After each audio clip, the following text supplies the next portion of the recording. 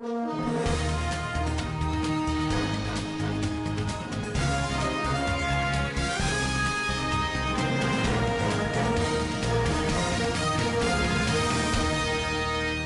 and welcome to Standard Voice Television Global News today, 10 June 2026.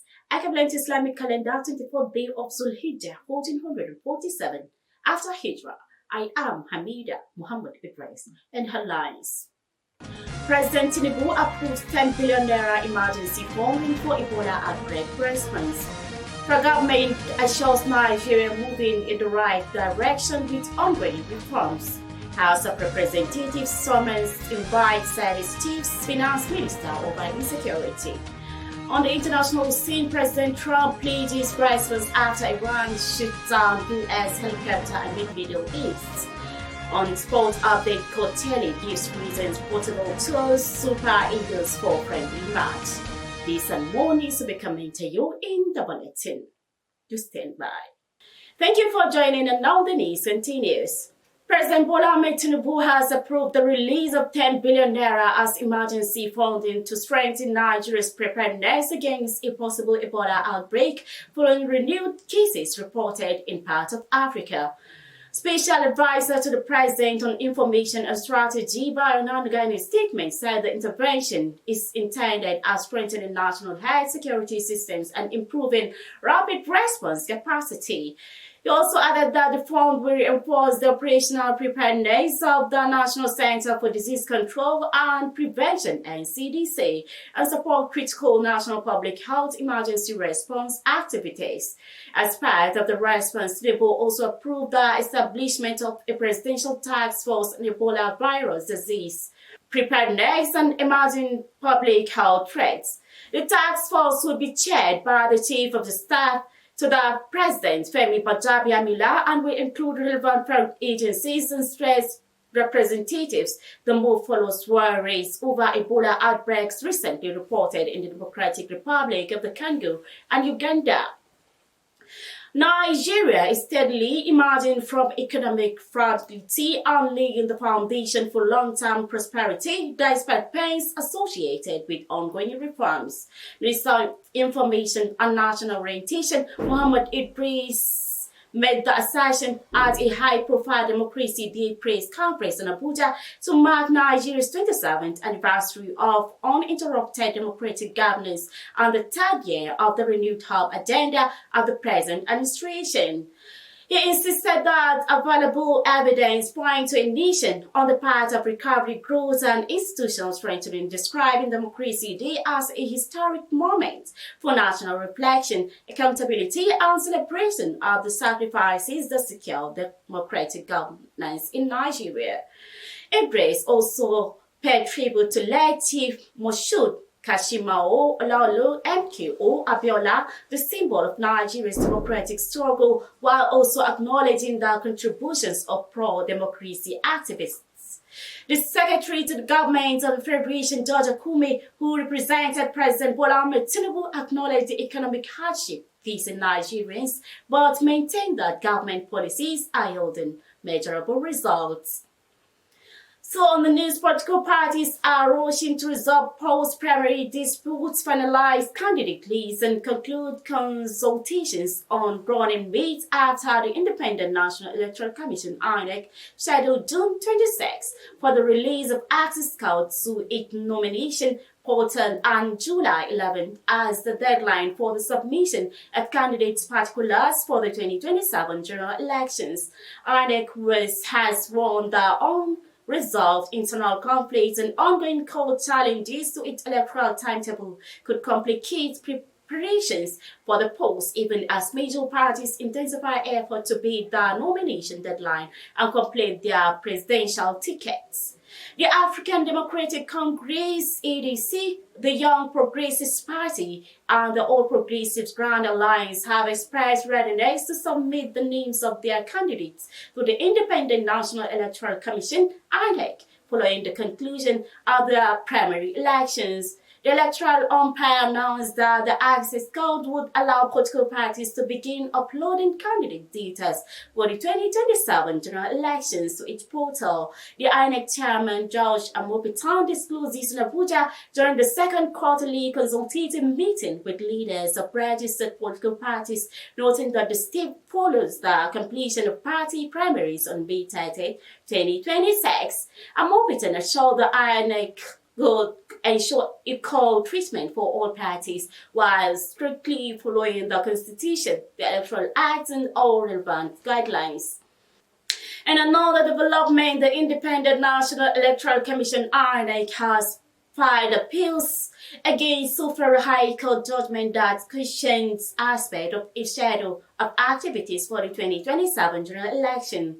It insisted that the activities contained in the timetable are interrelated operational processes that cannot be arbitrarily isolated or removed without throwing the entire electoral calendar into disarray. INEC Chairman George Amopitan, who made this known at the Commission's second quarterly consultative meeting with leaders of the political parties held in Abuja, said the INEC had carefully considered the two judgments and taken the necessary legal steps to obtain authoritative pronouncements from the appellate courts.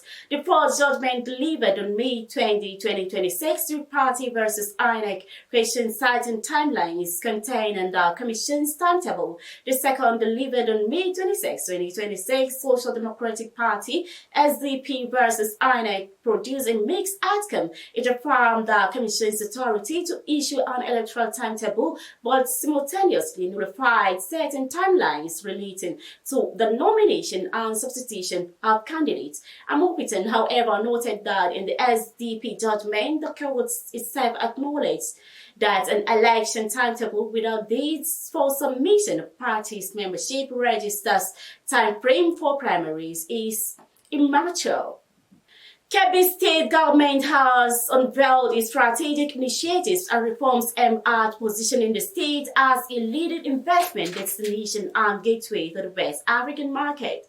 The Director General of the Kebbi State Investment Promotion Agency, KIPA, Mohammed Kabir Kamba, announced this during the inter-ministerial press briefing organized by the Ministry of Information and Culture for Ministries, Departments and Agencies, DS, to showcase achievements recorded over the past 3 years under the administration of Governor Nasser Idris. He also noted that the achievements are anchored on the governor's commitment to transparency, accountability, quality service delivery, and the creation of an investor-friendly environment through far-reaching policy and institutional reforms implemented to collaboration with relevant MDEs and development partners. Kamba also explained that KIPA has developed a robust investment regulatory ecosystem and governance structure, including the establishment of a functional public-private partnership PPP unit to coordinate project conception,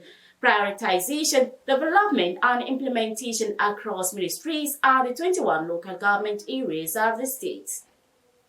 The news is coming to you on Standard Voice Television. Still to come in the news. House of Representatives sermons invite service chiefs and finance minister over insecurity across Nigeria. On the international scene, President Donald Trump pleaded his response after Iran shoots down U.S. helicopter amid Middle East. On sports update, Coach Chelle gives reasons Portugal chose Super Eagles for friendly match. These are more news to be coming to you after this short break. Do stand by. Imagine say television, movies, news and entertainment dey your pocket just like that. Welcome to Svtv app. Now the #1 digital TV app for Nigeria. Svtv app get over 100 live TV channels, breaking news, sports, Nollywood movies, small pikin shows and plenty more inside one app. No decoder wahala, no plenty setup. Just download, open, begin the watch. To get the app, just search Svtv for Google Play Store or Svtv NG for Apple App Store, or scan the QR code for your screen. Registration will take you seconds. You fit use phone number, email, WhatsApp, Google or Apple ID. OTP even dey, so make your account stay safe. For inside the app, The live TV section gets over 100 licensed channels with program guide, pause, rewind, and catch up. Free TV no be ordinary app. Na digital revolution. Download Free TV today.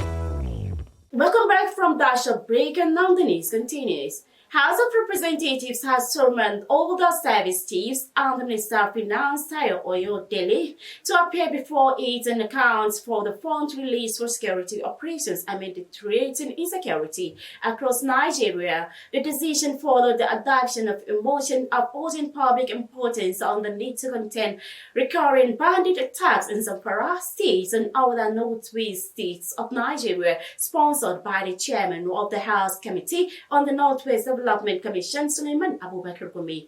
The lower chamber expressed worry that despite huge budgetary allocations to the defense sector over the years, bandits and kidnappers continue to operate with relative ease, carrying out deadly attacks and mass abductions across several parts of Nigeria.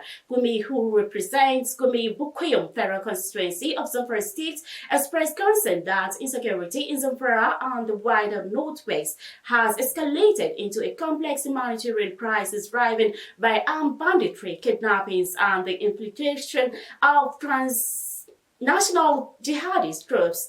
The House thereby mandated its Committee on Defense and other relevant committees to ensure compliance and report back within 2 weeks for further legislative action.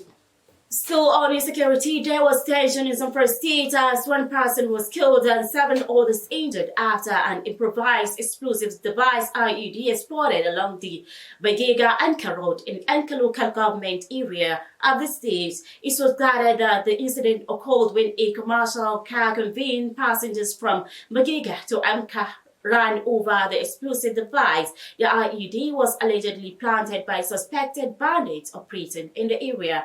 The state police public relations officer Zida Bakar, who confirmed the incident, said the explosion resulted in 1 fatality and 7 injuries. In same vein, the police, in a joint operation with other security agencies, has repelled bandit attacks during a gunfight along Gadarmanya in the Ankan local government area of the state. The spokesperson disclosed that the armed confrontation, which occurred on Monday, followed an encounter with a group of bandits attempting to cross the highway. National Youth Service Co. NYSC has appealed to Governor Dauda Lawal of Zamfara State to provide a permanent orientation camp in the state. The NYSC coordinator in Zamfara State, Muhammad Lawan, made the call while meeting with Zamfara Council's leadership of the Nigerian Union of Journalists NUJ in Gusau. He also commended the governor for his support to the scheme, saying the gesture has enhanced the conduct of NYSC programs and improved corps members' welfare in the state. The coordinator also noted that establishing a permanent orientation camp in the state would provide adequate space, enhance security, and improve facilities for corps members during their service year. According to Lawan, the facility will strengthen the implementation of the mandatory 3-week orientation course and enhance the overall effectiveness of the scheme in the states. Minister of Defense Bello Muhammad Mutawalli, in partnership with Zid and Fulani, have sponsored treatment of 10 women with cervical cancer and carcinoma. Mutawalli, while unveiling the support initiative, reaffirmed his commitment for giving relief or cure to women with cancers. One of the beneficiaries, Lentana Ismail, said she sold some of her livestock to get 200,000 naira to receive 1 course of the therapy, and doctors told her that at least 6 more courses would be required. Now that the support comes, her hope of survival has reached the sky. Another beneficiary, Mariam Yusuf, expressed joy for the support and prayed to Allah to protect the ministers from all evils and protect him from envies. A gynecologist with special interest in cancer, Usman Muhammad Shanawa, applauded Mutawalli for the gesture. He stressed that the morbidities and mortalities from female cancer will reduce, particularly among women in the vulnerable stance. Moving to the foreign scene, President Donald Trump has pledged to respond after he accused Iran of shooting down a U.S. military helicopter, as after he said negotiations to end the Middle East war were in their final stages. Iran's parliament speaker and its chief negotiator, Mohammad Bagher Galibath in talks with Washington, D.C. warned the United States against breaking its commitments. The statement is coming just a day after Iran and Israel posed attacks that threatened to reignite the regional war, which was sparked by U.S. and Israeli strikes on Iran on February 28, 2026. Trump in a statement said he had been informed that last night the Iranians shot down one of our highly sophisticated Apache helicopters while patrolling over the Strait of Hormuz. Finally, to the sport and scene, coach Eric Chelle has given reasons behind Portugal's choice to play against Nigeria's Super Eagles in an international friendly, emphasizing that this decision is not influenced by comparisons, but rather by playing style and physical intensity. He also added that Portugal intends to utilize this game as part of their final preparations for the 2026 FIFA World Cup, which will take place in the United States, Mexico, and Canada, with Nigeria being selected as one of their African opponents for this preparatory match. Chelle, during the pre-match press conference, asserted that there is no disrespect in comparing teams, while also underscoring Portugal's potential reasons for selecting Nigeria. He also suggested that Portugal's choice might be connected to their recent encounter with the Democratic Republic of Congo in the playoff final. Finally, on the news, the top stories again. President Tinubu approved 10 billion naira emergency funding for Ebola outbreak response. The government assures Nigeria moving in the right direction with ongoing reforms. House of Representatives summons invite service chiefs, finance minister over insecurity. On the international scene, President Trump pleads his response after Iran shot down U.S. helicopter amid Middle East.